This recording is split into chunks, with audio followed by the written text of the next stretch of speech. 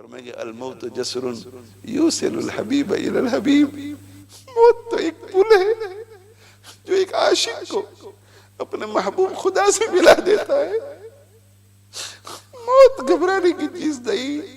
موت تو اللہ سے ملاقات کا ایک ذریعہ ہے۔ ہاں ہمیں اللہ نے دنیا میں بھیجا ہے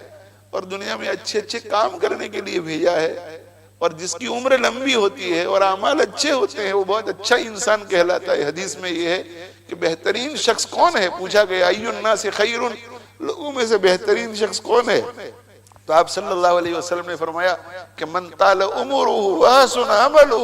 وہ جس کی عمر لمبی ہو اور جس کے اعمال اچھے ہوں۔ اس لیے میرے بھائیو ہمیں تو دعا ہی کرنی ہے کہ اللہم اجعلنا ممن طال عمرہم وحسن عملہم، اے اللہ ہمیں بھی ان لوگوں میں سے بنا دے جن کی عمریں طویل ہوں اور اعمال اچھے اچھے ہوں۔ یہ الگ بات ہے کہ ہم اللہ سے مانگیں، کوشش کریں کہ اللہ ہم لمبا رہنا چاہتے ہیں، جیسے حضرت معاذ بن جبل رضی اللہ تعالیٰ عنہ کا امواس کے پلیگ میں انتقال ہو گیا تھا، تو جب آپ بستر مرگ پر، بستر وفات پر پڑے ہوئے تھے، بہت چھوٹی عمر تھی، اتنی عمر نہیں تھی، 30s میں 40s میں ہوں گے، اور بہت بڑے صحابی، آپ صلی اللہ علیہ وسلم نے ان کے بارے میں فرمایا تھا کہ صحابہ کرام رضوان اللہ تعالیٰ علیہ مجمعین میں سے حرام اور حلال کا سب سے زیادہ علم رکھنے والا معاذ بن جبل ہے، اعلمہم بالحلال والحرام معاذ بن جبل۔ تو وہ بستر پر پڑے ہوئے تھے اور موت کا وقت، اب ظاہر ہے کہ مرنا تو ان کو پسند تھا، لیکن کہہ رہے تھے کہ اے اللہ میں دنیا میں اور زندہ رہنا چاہتا تھا، میں دنیا میں اور زندہ رہنا چاہتا تھا۔ اور پھر فرمایا انہوں نے عرض کیا اللہ سے کہ اللہ تو میرے دل کی حالت جانتا ہے کہ میں دنیا میں اس لیے نہیں رہنا چاہتا تھا کہ بڑی بڑی عمارتیں تعمیر کروں، میں باغات لگاؤں، میں نہروں کو بہاؤں، نہ، میں دنیا میں اس لیے لمبی میں اس لیے اور رہنا چاہتا تھا کہ میں سخت گرمی کے دنوں میں روزے رکھ کر تجھے راضی کر سکوں، راتوں کو اٹھ کر لمبی تہجد پڑھ سکوں، اور اے اللہ علماء کے پاس جا کر کے بیٹھ کر ان سے علم حاصل کر سکوں۔ اے اللہ میں تو اس لیے دنیا میں زندہ رہنا چاہتا تھا۔ تو ہمیں بھی اللہ سے کہنا چاہیے کہ اللہ اب تک ہماری زندگی تیری مرضی کے مطابق نہیں گزری ہے، اے اللہ ہمیں موقع دے دے، تھوڑی عمر اور دے دے، زندگی اور دے دے، اس وبا سے ہمیں بچا لے اور ہمیں اچھے اچھے کام کرنے کی توفیق دے،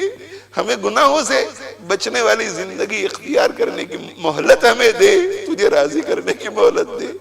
اور اے اللہ اگر موت مقدر ہی میں ہے تو اے اللہ راضی ہو کر کے ہمیں اٹھا لے، راضی ہو کر کے اٹھا، درد کرب بے چینی سے ہمیں بچا۔ یہ میرے بھائیوں بس یہ جو ہے کہ ہمیں جینا تو ہے، جینا تو ہے، لیکن ایک جو اللہ والا ہوتا ہے اس کے لیے یہ پل ہوتا ہے، ادھر سے روح نکلی اللہ جل جلالہ عم نوالہ سے اس کی ملاقات ہو جاتی ہے۔ تو حضرت نے فرمایا کہ ڈاکٹر صاحب موت بھی کوئی ڈرنے کی چیز ہے، موت تو ایک پل ہے جو ایک عاشق کو اپنے محبوب خدا سے ملا دیتی ہے۔ ڈرنے کی چیز کیا ہے ڈاکٹر صاحب؟ ڈرنے کی چیز تو اللہ کی نافرمانی، بندہ اللہ کی نافرمانی کرے، بندہ اللہ کی نافرمانی کرے، نہ کھانے کی چیز کھائے، نہ پینے کی چیز پیے، نہ دیکھنے کی چیز دیکھے، غلط جگہ میں خواہشات پوری کرے، غلط چیزوں کو سنے، یہ ڈرنے کی چیز ہے۔ ڈرنے کی چیز اللہ کی معصیت ہے، ڈرنے کی چیز اللہ کا گناہ ہے۔ میرے بھائیوں میری بہنوں توبہ کرو، گناہوں سے توبہ کرو، گناہوں سے توبہ کرو۔ گناہوں سے جو توبہ کرے گا وہ صرف کورونا وائرس سے نہیں، دنیا بھر کی مصیبتوں سے نجات پائے گا، وہ سوئے خاتمے بری موت سے نجات پائے گا، وہ قبر کے عذاب سے نجات پائے گا، وہ قیامت کے دن کی رسوائیوں سے نجات پائے گا، وہ نامہ اعمال کے بائیں ہاتھ میں ملنے سے نجات پائے گا، وہ پل صراط پر سے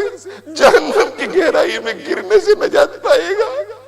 وہ اللہ جل جلالہ عم نوالہ کے غصے سے نجات پائے گا۔ جو گناہوں سے توبہ کرے گا وہ دنیا کی آخرت کی ساری مصیبتوں سے نجات پائے گا۔ میرے بھائیوں میری بہنوں میری ماں میرے بھائیوں میری نوجوانوں میرے نوجوان ساتھیوں میری بیٹیوں، ڈرنے کی چیز اللہ کی نافرمانی ہے۔ کورونا وائرس ڈرنے کی چیز نہیں ہے، ٹی وی ڈرنے کی چیز نہیں ہے، اے میرے بھائیوں میری بہنوں،